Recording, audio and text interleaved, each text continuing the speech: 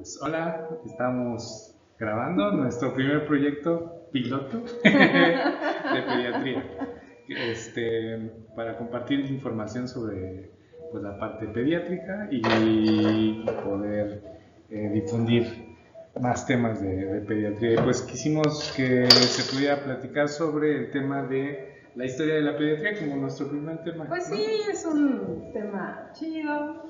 Además no sabemos de dónde venimos ni dónde estamos, así que es bueno empezar con algo de historia, ¿no? Sí, y luego lo que dicen es que si no se sabe la historia se tiende a repetirla. Exacto. Entonces creo que es bueno saberla para poder pues saber de dónde venimos y cuál es como el desarrollo que se tiene que dar de la pediatría. Entonces, Pero les presento sí, a Carlitos Jiménez, gran pediatra. Gracias, la doctora Diana Echeverría, excelente pediatra y también médico intensivista pediatra en el hospital infantil. Y bueno, pues iniciando con ese tema, pues ¿qué nos puede platicar doctora de inicial? Uy, pues vamos a ver. Bueno, pues en el tema de historia de la pediatría, pues tenemos que irnos desde muy atrás, cuando el hombre empezó, ¿no? En realidad, pues los niños eran como muy echados a menos, no se preocupaban mucho por qué podía suceder. Había mucha muerte infantil, había mucha catástrofe, poca preocupación, poca atención. Y bueno, realmente los registros que tenemos donde algo se empezaba a ver respecto a los niños fue por ahí de 2100 antes de Cristo, ¿no? En la antigua Mesopotamia, en donde ya empiezan algunos escritos, en donde se ve la importancia de dar algo de atención a los chicos, ¿no? Pero en general las civilizaciones en el transcurso de todos esos años antes de Cristo y todavía algunos después de Cristo, pues era una cosa tan sencilla el infanticidio, tan común, tan bien vista, ¿no? O sea, un método de planificación, por así decirlo, para esas épocas. Sí, o sea, tú ten hijos, al fin que después se pueden morir, ¿no? O sea, no pasa nada, ¿no? Los echamos al barranco. Sí, los espartanos estaban tremendos, ¿no? Por ahí, ya en el año 400 después de Cristo. No, queremos hijos perfectos, no, ni un solo defectito, nada de que 6 deditos, ¿no? Adiós, ¿no? Al abismo. Al abismo, ¿no? Tienen que salir perfectos porque van a ser grandes guerreros y bueno, ¿no? Era una situación de que la salud infantil pues no era principal, no era como una de sus principales preocupaciones, ¿no? Sí, claro. Sí, creo que la parte como de la pediatría, de cómo se ha abordado a través de los años, ha sido como interesante. Yo creo que retomando el tema de que primero la medicina fue vista desde las primeras partes con las personas que tenían pinturas rupestres, lo que se ha encontrado de que una de las primeras cosas que se dieron cuenta que existían era, por ejemplo, la atención de las fracturas, ¿no? Y que encontraron ahí restos de personas que en esos tiempos muy antiguos tenían fracturas, las alineaban y trataban de que se recuperaran. Posteriormente fueron pasando los años, se encontraron, como bien lo mencionan, en el año antes de Cristo, lo mencionan, en el año 2100 antes de Cristo, las tablillas con escritura cuneiforme donde explicaban la parte en esta región de Mesopotamia, de los sumerios, donde mencionaban la parte como de la alimentación de la leche materna, los cuidados para evitar que se fueran a poner mal los niños, los cuidados generales pediátricos, ¿no? Como nosotros ahorita lo consideramos. En este caso, el cuidado infantil. Y después se fue desarrollando. Yo encontré dentro de mi estudio que aparte esas tablillas que se llaman tablillas de Nippur, que se fueron las que encontraron, después fueron encontrando papiros de egipcios, pues, que se encontraron en los años 1600 o 1400 antes también de Cristo, y donde mencionaban cómo tenían que ser los cuidados de los niños. Se encontraron también el papiro de Evers, el papiro de Western se llama, donde hablaban sobre el tema de la alimentación, cómo se deberían de comportar los niños, el comportamiento social. Y otros papiros que también se encontraron, que les pusieron, por ejemplo, los papiros que están en Berlín, ahorita no recuerdo muy bien el nombre, pero hablaban sobre el tema de cómo teníamos que proteger o cómo tenían que proteger a los niños y algunas técnicas ahí como de cuidados, como fórmulas mágicas, algunas cosillas ahí específicas para cuidar y proteger a los niños. Entonces creo yo que con el paso del tiempo se dieron cuenta que pues, los niños tenían que irse cuidando, incluso Sí, con claro. amor, ¿no? Sí, bueno, ese tema ya fue un poquito después, sobre todo con María Montessori, que fue quien empezó a decir, denles un poquito de cariñito, ¿no? Rousseau también empezó a decir, hay que darles un poquito de cariñito, ¿no? No tanto disciplina ni trancazos, ¿no?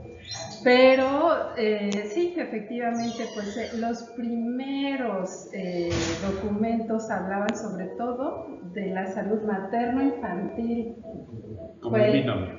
Como el binomio, exacto, ¿no? Y ya poco a poco empezaron a generarse aquellos libros que hablaban pues específicamente de las enfermedades de los niños, ¿no? Y toda esta situación contagiosa, pues imagínate, para la época de la viruela, pues era lo que más mataba a la población infantil, ¿no? Un 20% de mortalidad, por eso empezaban a escribir. Entonces, todo esto ya se empezó a desarrollar a partir de los romanos, ya un poco de cuidado.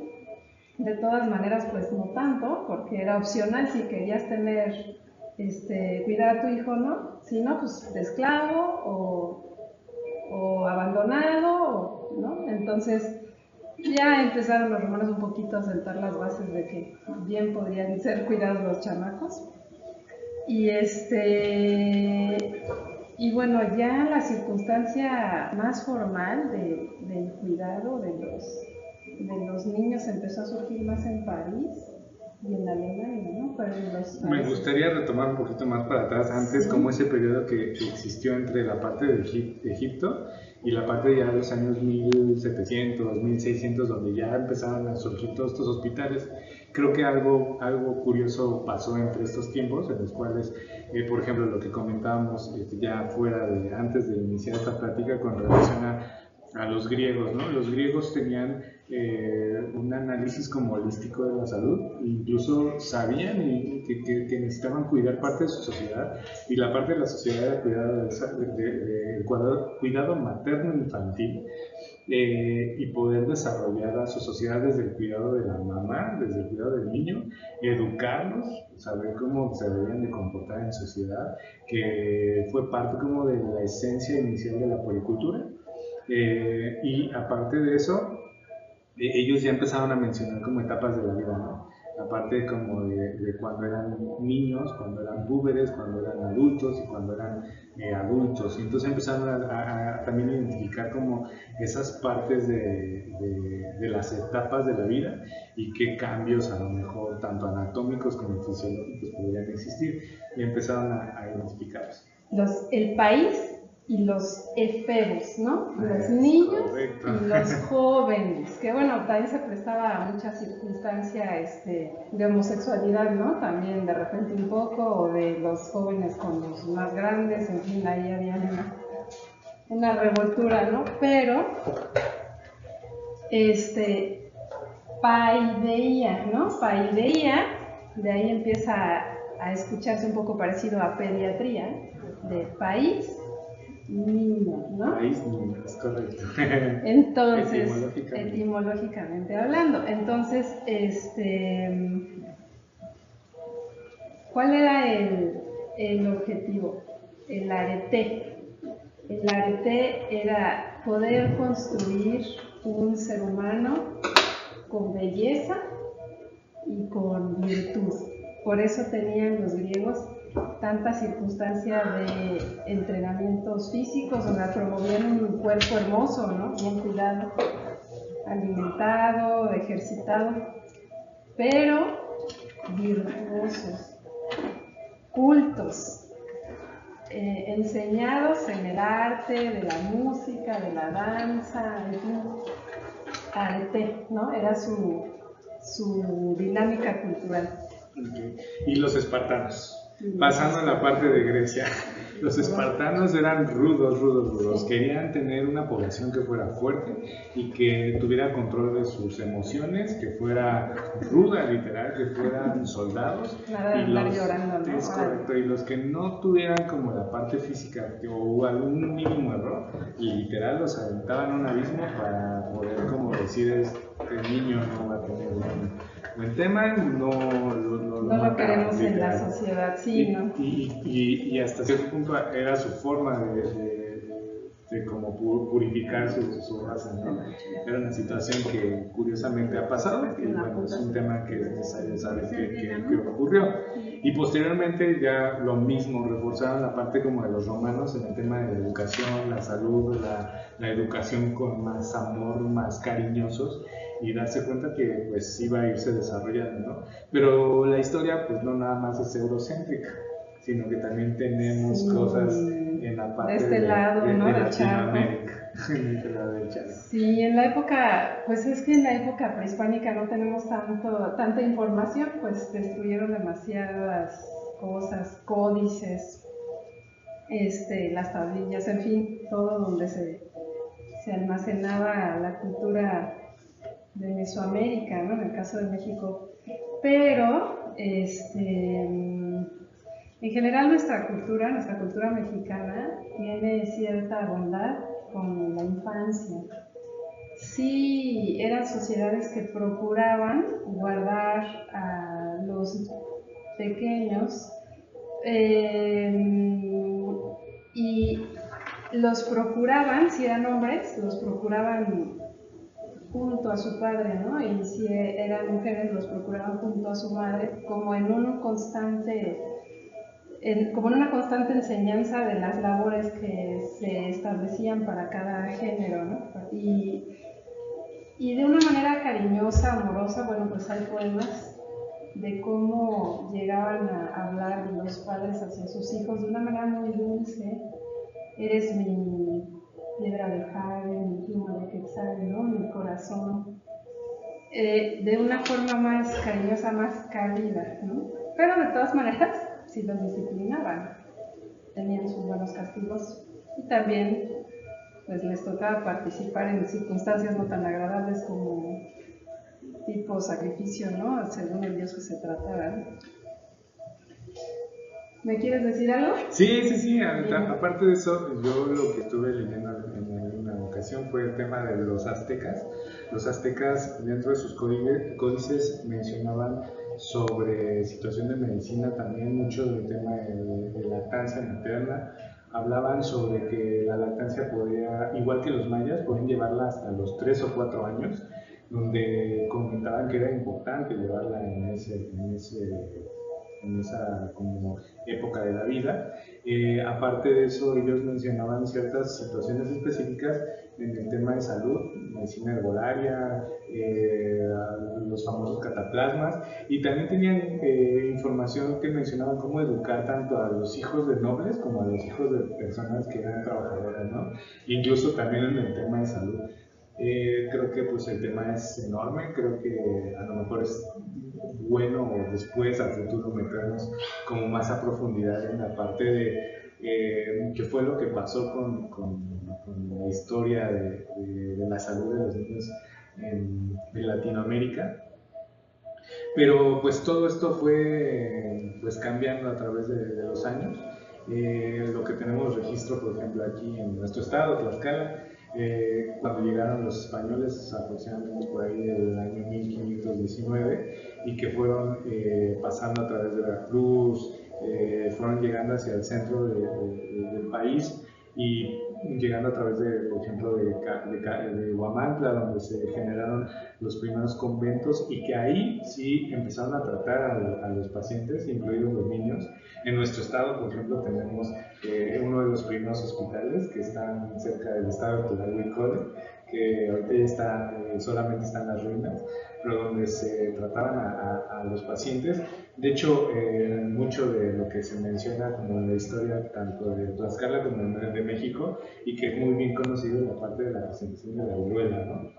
De la viruela y de cómo fue que se transmitieron estas enfermedades a las personas nativas y vino a arrasar así. Es correcto.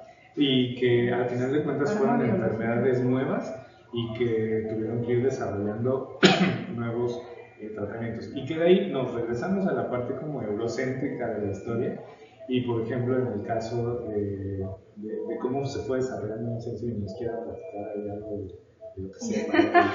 Yo lo que recuerdo ahorita es la parte como de la medicina del Islam, regresando como a la parte de después de Grecia y los romanos, en el que la parte de los persas en la medicina del Islam fue recapitular toda esta información que teníamos previa y hacer la traducción. Y una vez haciendo estos como tratados, estos compilados de información, poder mejorar la atención que se daba a los pacientes. Entonces, yo había hecho mis anotaciones aquí, donde hablan sobre los reflejos pupilares que ya se han visto, como por ejemplo la información que se tenía y lo que como que siempre nos han enseñado en la medicina, por ejemplo lo de Avicena, la parte de lo que él empezó a ver, ¿no? y a notar qué era lo que pasaba con los pacientes. Fue muy importante en la historia, pero específicamente la pediatría también, por allá por Irak, Teherán, ¿no? Al-Raziz, él podría considerarse incluso el padre de la pediatría, ¿no? Pero estamos hablando pues todavía de Oriente, ¿no? Mucha información que se recopiló también de los antiguos griegos, de donde venía o sea, la historia y todo lo que se tuvo que traducir de Galeno y de Hipócrates, ¿no? Que son pues los padres de la medicina, ¿no? Actual. Pero sí, de la pediatría como tal, llegué a leer que Al-Raziz, que tiene un nombre más largo, nada más que hasta para pronunciar se dificulta, ¿no? Por ahí por el año 800, siglo I prácticamente, siglo I, ¿no? Se dedicó pues a traducir documentos que eran importantes para el cuidado de los niños y él a su vez pues ponerlos en práctica. Sí, empiezan a hacer como un cuidado mayor. Pero estamos hablando de Irak, ¿no? Irak, Teherán. Y posteriormente yo tengo aquí en la parte como de esta parte de la medicina islámica que fue como muy necesaria para lo que se presentó durante la Edad Media, ¿no? En la que se mencionaba que los niños eran antes de los 7 años y a partir de los 7 años los trataban como adultos. Tenían que trabajar igual que adultos, tenían que hacer lo que fuera necesario. Había como una separación en clases sociales. Los que tenían mucho dinero podían estudiar, formarse como adquirir conocimientos, y los que no tenían que trabajar a partir de los 7 años. Y entonces, pues eso generaba que se presentaran situaciones que eran necesarias conocerlas en el aspecto de salud.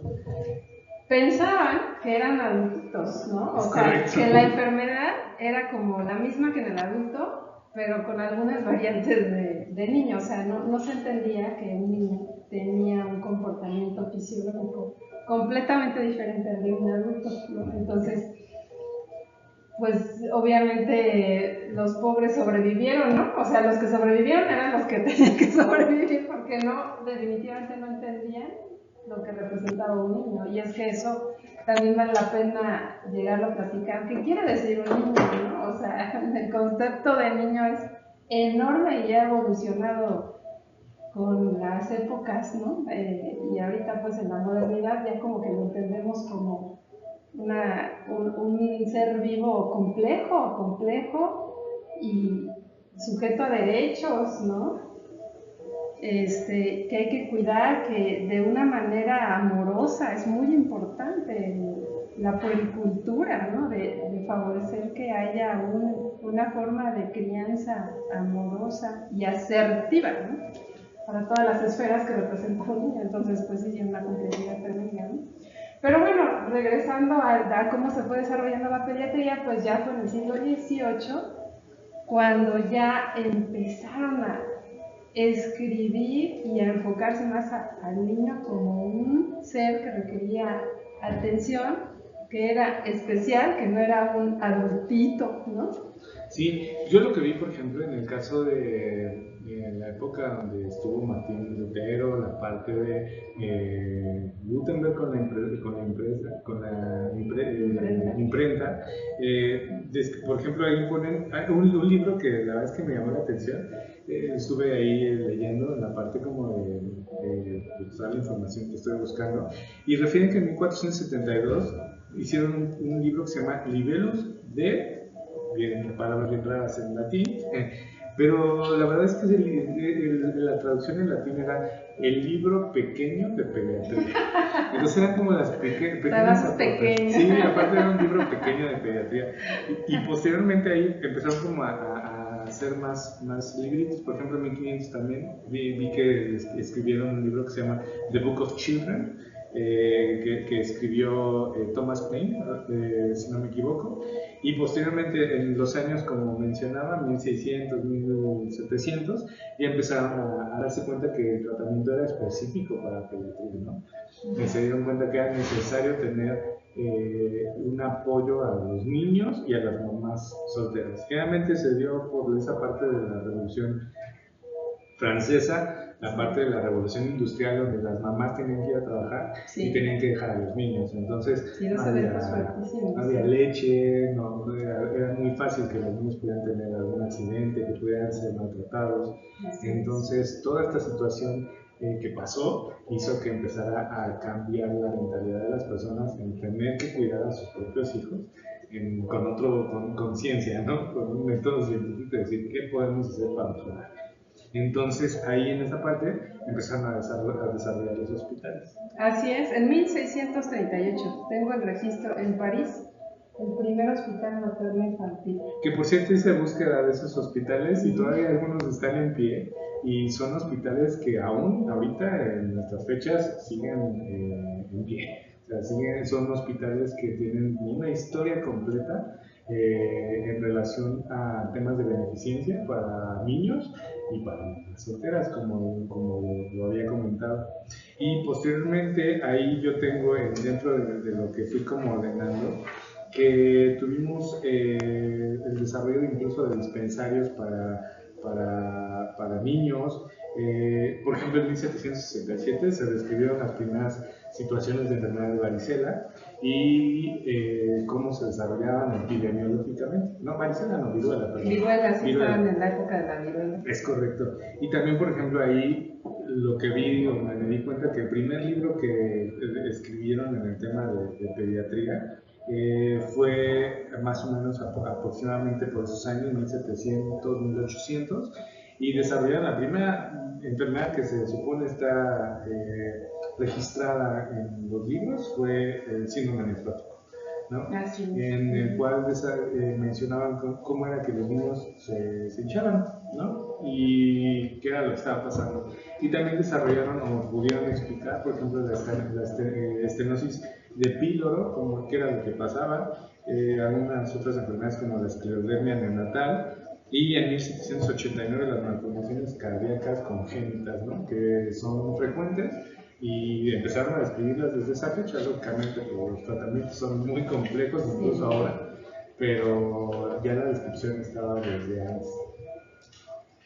Bueno, pues tenemos al primer Instituto de Enfermedades Infantiles en Viena en 1788 y la primera vacunación de viruela en 1796. Por Edward Jenner, que la verdad es que está interesante, pero a mí cuando yo la leí en la carrera de medicina me pareció que es una de las partes del método científico bien interesantes, ¿no?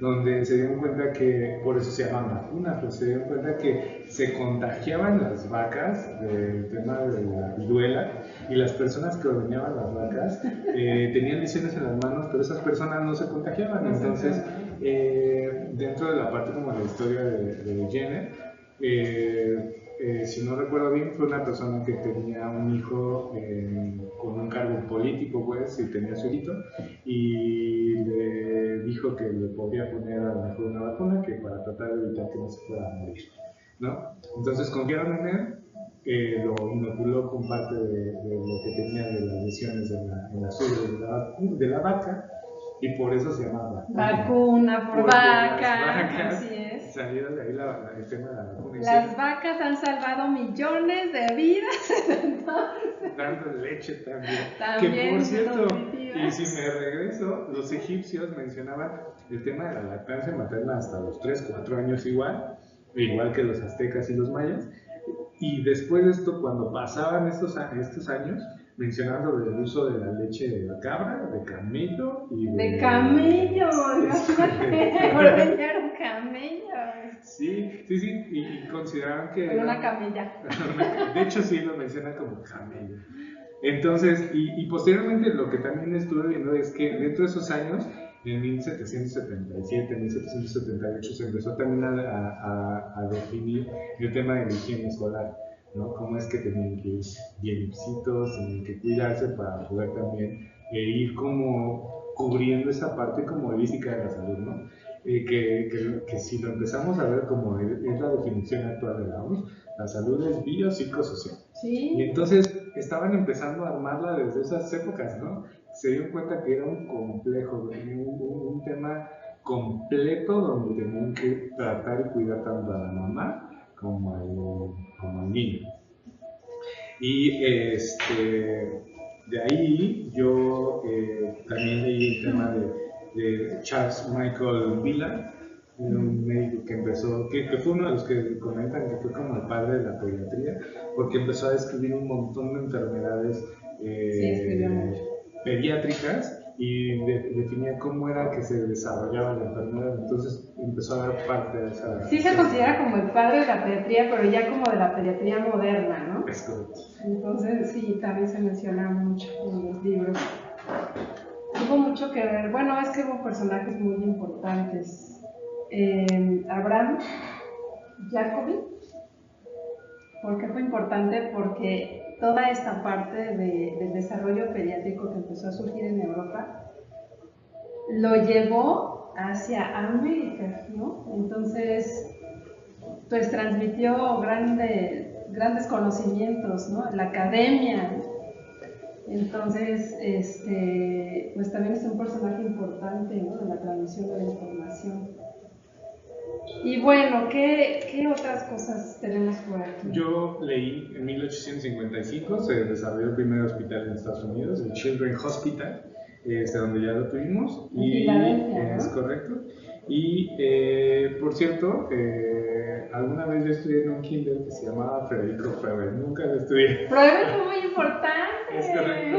Hasta que después me di cuenta que Federico Froebel era el que mencionaba sobre el tema de educación. Con amor y la educación. Con Pestalozzi, ¿no? Es correcto, con la educación como en los jardines de niños, ¿no? Los kindergarten.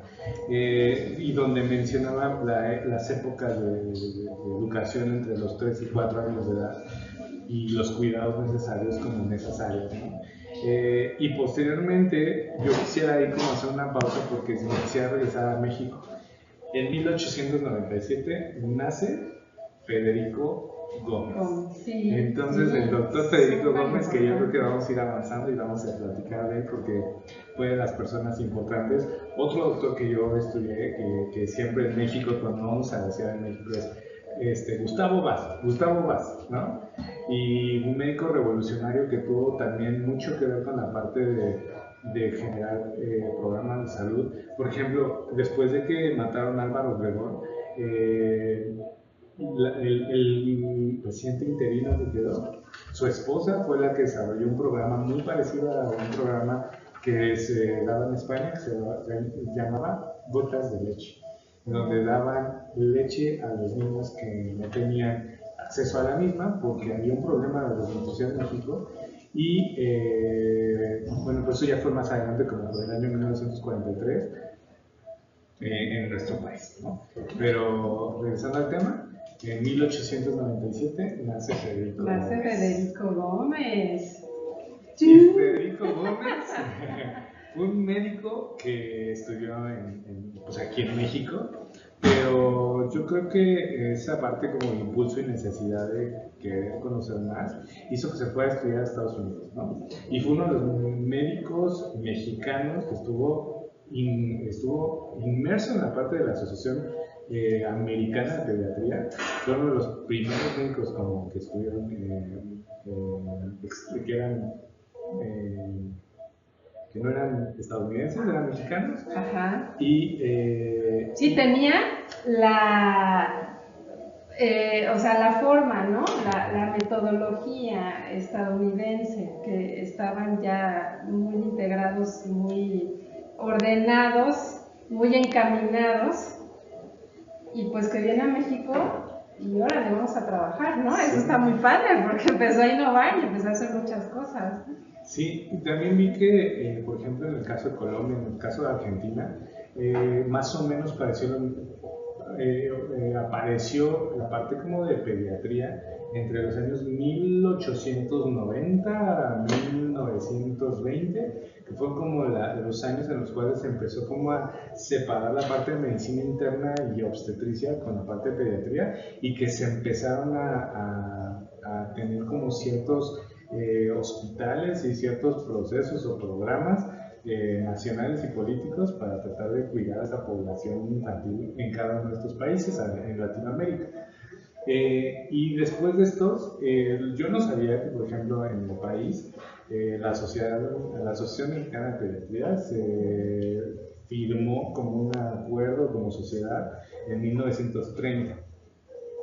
Y yo pensaría que todo fue como más en el centro del país, pero no, se desarrolló más hacia el norte del país. Por ejemplo, el doctor Federico Gómez, si no me equivoco, era de Coahuila, ¿no?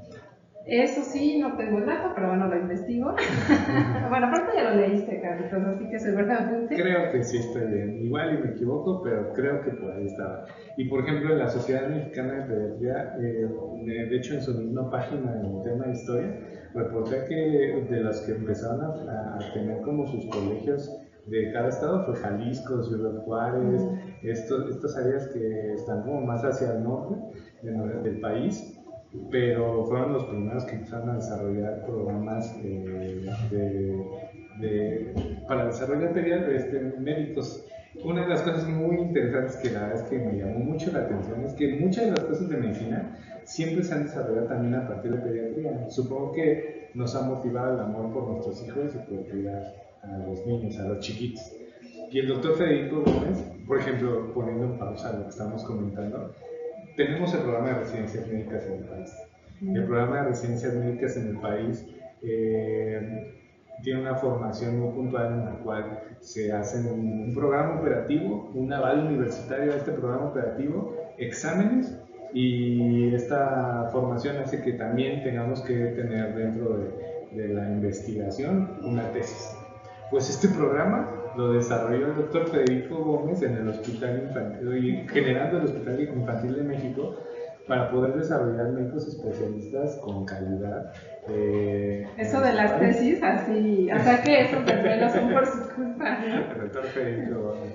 Pero la verdad es que si lo vemos bien, digo, ya con todos los estudios que se han hecho, la verdad es que está muy interesante cómo ya desde ese entonces se conocía más o menos qué onda con la pirámide de Bloom, ¿no? Que la base es recordar la información, pero el pico más importante al que queremos llegar en medicina es crear nueva información, nueva información, ¿no? Y esa nueva información es investigando y teniendo ese proceso de crear nueva información.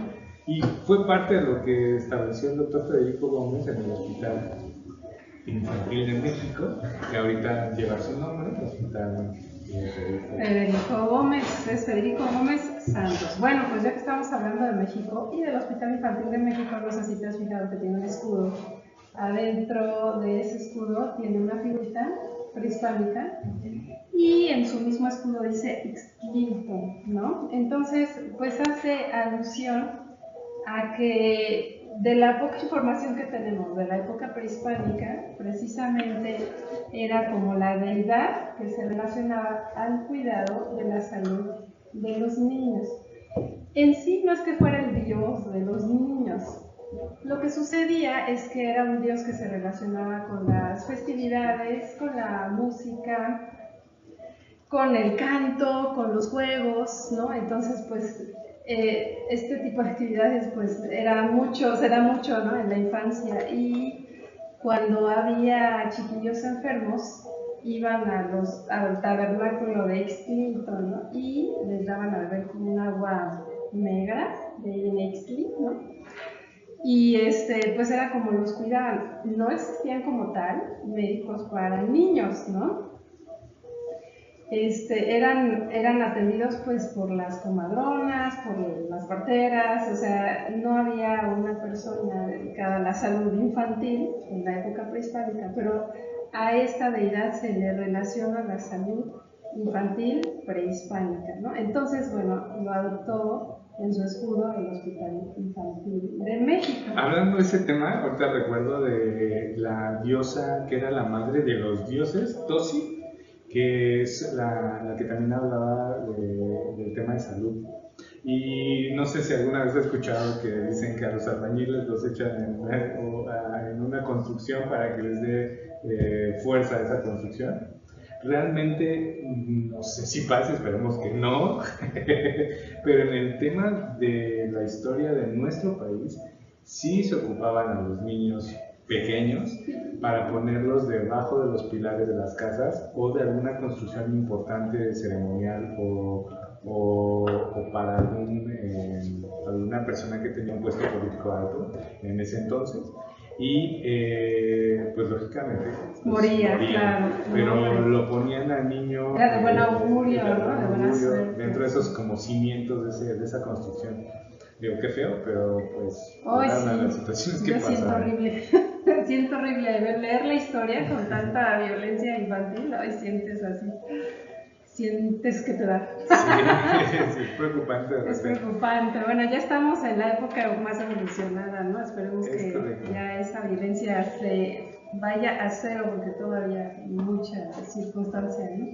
Horrible en el mundo. Bueno, pues regresando al tema de México. Siglo XVIII, 1788.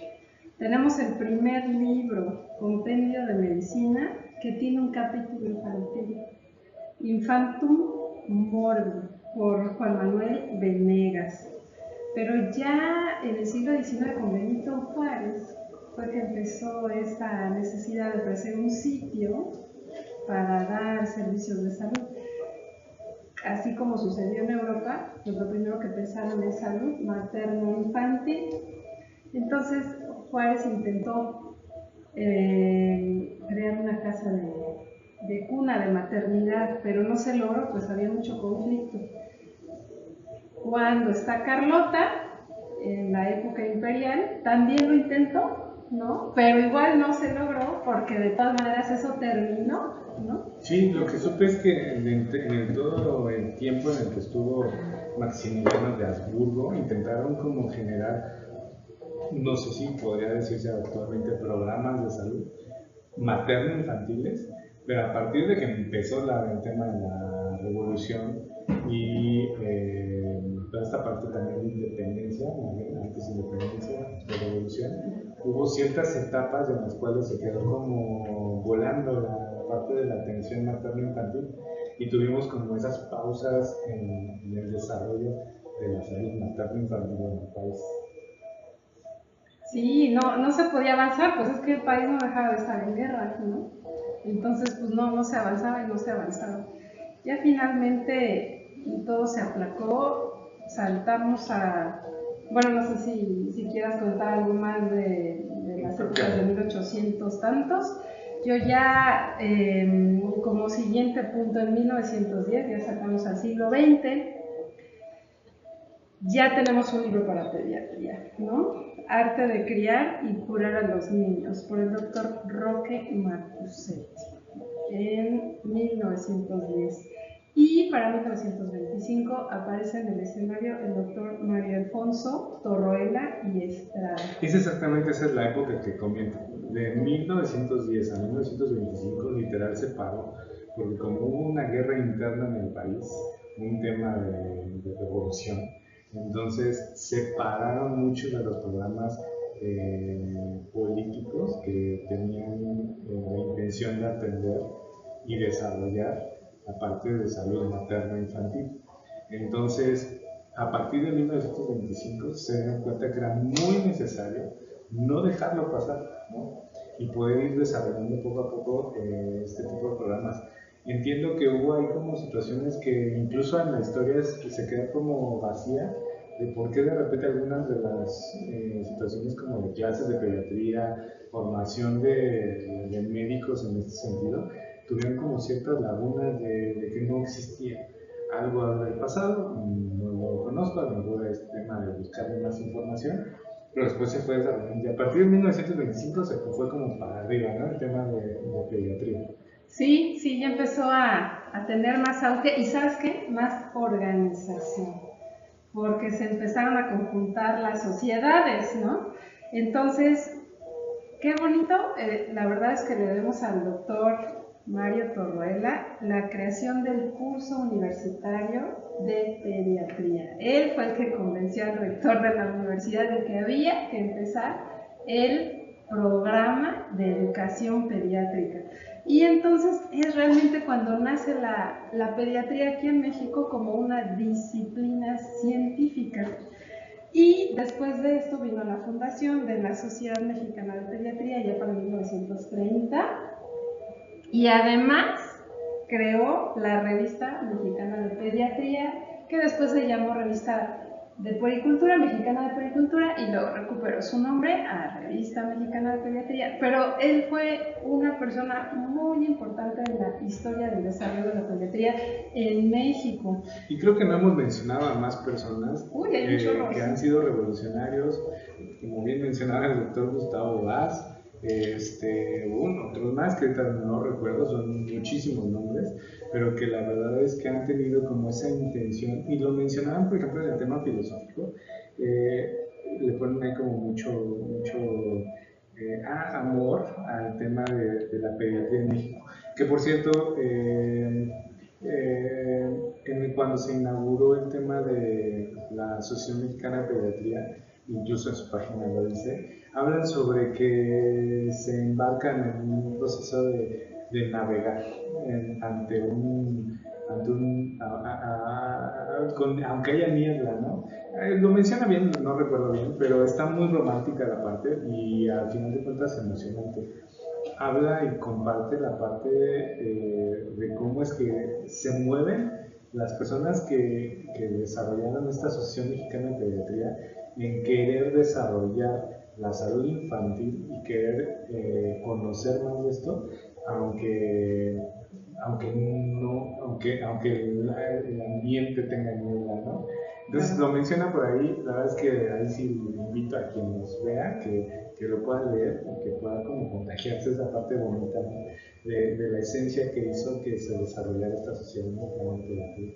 Sí, es tremendo. Mira, algunos nombres que te puedo mencionar. El doctor Lisiaga, que participó para el Hospital General de México, uno de los principales hospitales de todo el país, así como el Hospital Juárez de México, ¿no? Ya tiene muchísimos años, tiene más de 100 años, ¿no? De andar funcionando. Acaba de ser, creo que su aniversario 175, ¿no? Del Hospital Juárez de México, bueno, del Hospital General de México, que lleva su nombre, el doctor Lisiaga creó el pabellón de pediatría, ¿no? Entonces ya empezaban a crear como las áreas, dentro de los hospitales generales, las áreas propias para los chiquillos. Entonces en la creación de institutos tenemos que en 1929 se crea finalmente un lugar de maternidad, la maternidad de las Lomas de Chapultepec. Lo que exactamente, ¿qué crees? El Instituto Nacional de Perinatología.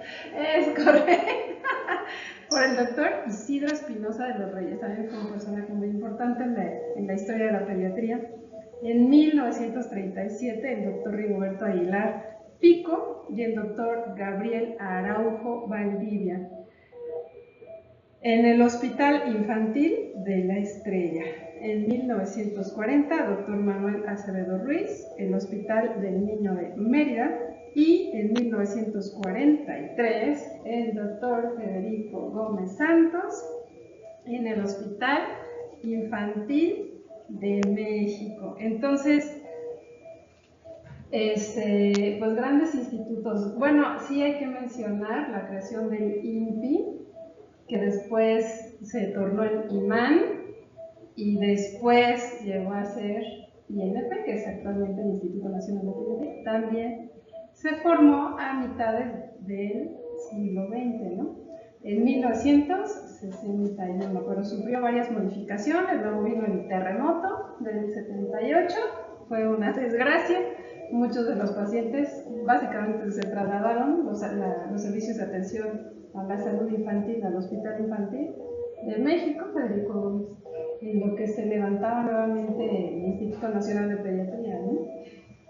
Y ahora pues con las remodelaciones que han tenido, pues son hospitales enormes, ¿no? Cada vez crecen más, cada vez dan más atención a más problemas complejos, ¿no? Y cada vez más especializados. Entonces pues ya tenemos grandes institutos para la atención de los niños y además pues por áreas, ¿no? Ya también en cada estado de la República, bueno, pues nosotros aquí estamos felizmente en el Hospital Infantil de Tlaxcala, que se inauguró en el 2007, ¿no? El 30 de abril. No recuerdo. ¿Cómo? 30 de abril del 2007, ¿no? Entonces, bueno, así como aquí, pues ya los estados buscan tener una atención más especializada al grupo pediátrico, porque pues los cuidados materno-infantiles son muy importantes, pero bueno, es que la infancia, o sea, la edad pediátrica, pues es hasta los 17 años, 11 meses, 29 días, ¿no? O sea, o 23 horas, o sea, 18 años menos un segundo, ¿no? Entonces, pues los hospitales materno-infantiles solo dan atención a este pedacito de la población pediátrica, falta todo lo demás, ¿no? Y bueno, pues la complejidad cada vez es mayor, la atención cada vez es mayor. Y creo que también es importante mencionar que parte de la necesidad de tener hospitales pediátricos es pues, prácticamente tratar con la mejor calidad y calidez humana a los pacientes, ¿no? Creo que estamos siempre en el proceso de ir mejorando, ir desarrollando pues, la salud infantil, tanto en el país como en nuestro estado donde nos toque, llámese Tlaxcala o algún otro. Y dentro de los objetivos de desarrollo sostenible, se sabe que es importante cuidar a nuestra población infantil de menores de 5 años, cuidando la parte de capacitación, por ejemplo, para enfermedades diarreicas, para infecciones respiratorias agudas. Es importante cuidar a esta población, porque si también lo vemos en términos de parte de desarrollo económico, pues el cuidado de los niños, el cuidado de una población sana va a hacer que tengamos pues un buen futuro, ¿no? Un buen futuro en general, niños sanos, niños felices, sociedades integradas, sociedades cohesionadas que puedan trabajar de manera adecuada, ¿no?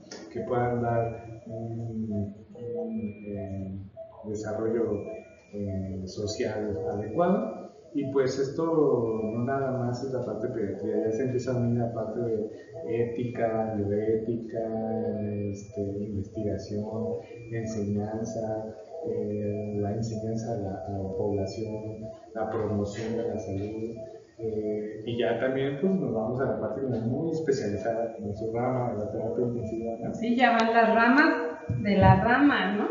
Sí, aquí pues en terapia intensiva, pero pues también hay cardiología pediátrica, hematología pediátrica, oncología pediátrica, cirugía pediátrica, neonatología, desde luego, urgencias pediátricas, bueno, traumatología y ortopedia pediátrica, neurocirugía pediátrica, o sea, todo, pero dirigido al cuidado de los niños, porque los niños no son adultitos, ¿verdad?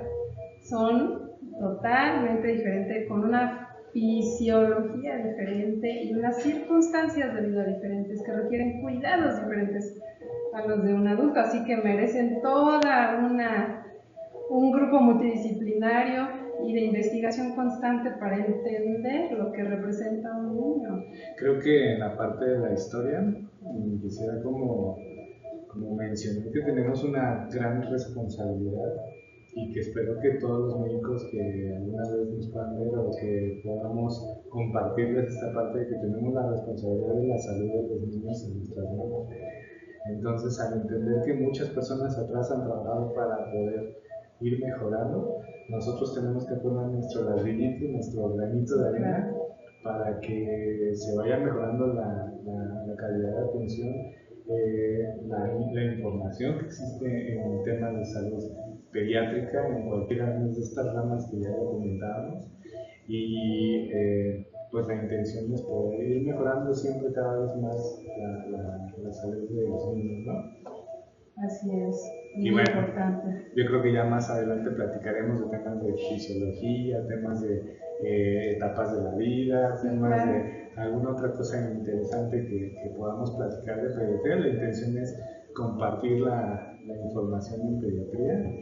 Y que nos den sus opiniones también, que nos compartan lo que saben, porque hay gente que sabe mucho, es correcto, ¿no? Igual y nos quedamos que nos compartan, muy cortos aprendemos, ¿no? Todos sí. Aprendemos. Hoy sí, igual, y si hubo algún tema que nos puedan corregir, pues adelante, ¿no? Pero bueno, pues muchas gracias, doctora. Ay, gracias, Carlitos, me encantó. De estos temas de pediatría. Sí, gracias y que tengan una linda semana. Sí, bye.